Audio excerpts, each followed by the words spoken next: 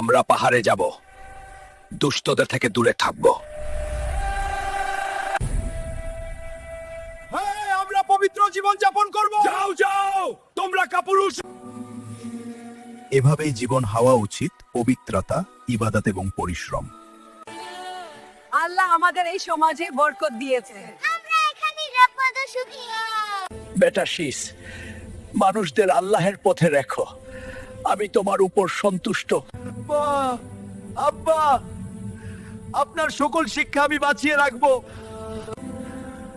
ইন্না লিল্লাহি ওয়া ইন্না ইলাইহি রাজিউন। মানুষ দুই ভাগেই বিভক্ত হয়ে গেল। উপরে পাহাড়ে শীস আলিহিউসলমের সোদ বংশ আর নিচে সমতলে কাবিলের দুষ্ট বংশ। শোনো সবাই, নিচের সমতলে যে সমাজ আছে তারা পাপে ডুবেছে, কেউ যেন ওই পথে না যায়।